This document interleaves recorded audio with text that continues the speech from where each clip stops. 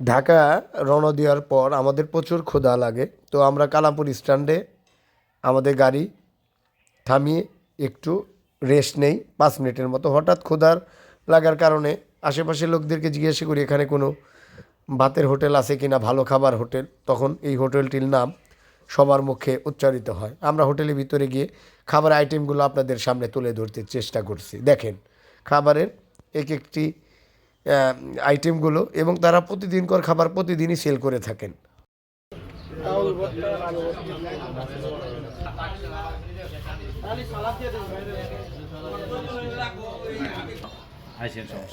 আমরা গণমাধ্যম কর্মী আপনার এখানে খেলাম, খাবারের মানটা আসলে সত্যি অতুলনীয়, আসলে বলে বোঝানো যাবে না।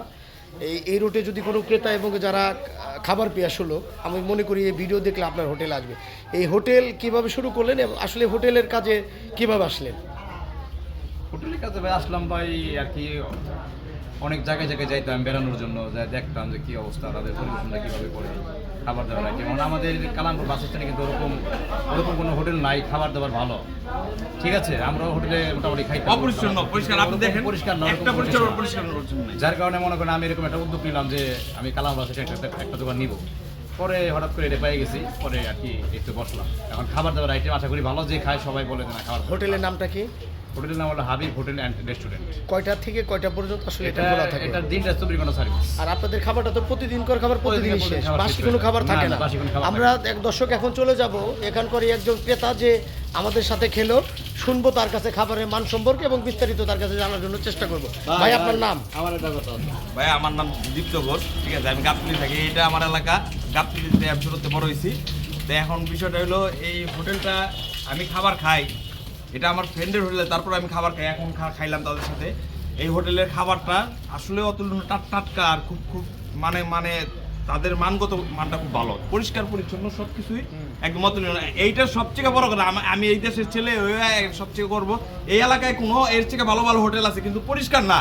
আপনারা কারণপুর এসে নিজেরা দেখতে পারেন, যারা এখানে যে রাস্তাতে চলাফেরা করেন, হঠাৎ রাস্তায় গাড়ি ব্রেক করে থামলেন, এখানে পাখির মাংস আছে, বিভিন্ন আপনার হাঁসের মাংস আছে, সন্ধ্যাবেলা কিছু নাস্তা করলেন, কাবাব টাবাব আছে, আপনারা আসলেন দেখবেন, তাহলে আপনারা বুঝতে পারবেন। ধন্যবাদ আপনাকে। হরিশ কেমন আছেন? সেই তো খাওয়া খাইলেন, খাবারের হোটেলের মানটা কেমন? অনেক খাবারের অনেক ভালো খাবার। আমিও খেলাম, এদের যে কালো ভুনাটা আসলে এটা অতুলনীয়, বিশেষ করে ডাউল, এবং আমরা ডিমও নিছিলাম। আমরা আছি ঢাকা জেলার অন্তর্গত কালামপুর স্টেশনে। তোমাদের হোটেলের নাম কি জানো? হাবিব হোটেল। আসলে এদের খাবারের মানটা এত অতুলনীয়, আসলে বলার বাইরে। আপনারা যারা ঢাকার ইচ্ছা মহাসড়কে রাজনৈতিকভাবেই চলেন কিংবা প্রোগ্রামেই চলেন, তারা অন্তত কালামপুর স্টেশনে এই হোটেলটি একটু এখানে আইসেন। হাবিব হোটেল, এখানে কালামপুর স্টেশনের ডান পাশে হোটেল আছে, আইসে খায়েন। ঘরোয়াভাবে পাখির খাবার, হাঁসের খাবার, মানে হাঁসের মাংস, মানে আপনার ভালো ভালো খাবার যেগুলো আছে পাওয়া যায়। আর সবথেকে বড় কথা হচ্ছে এদের খাবারের রেগুলারটা তারা প্রতিদিন, কোনো বাসি থাকে না। কোনো বাসি থাকে না, এটাই আমরা সরাসরি বাস্তবে দেখতে পেলাম।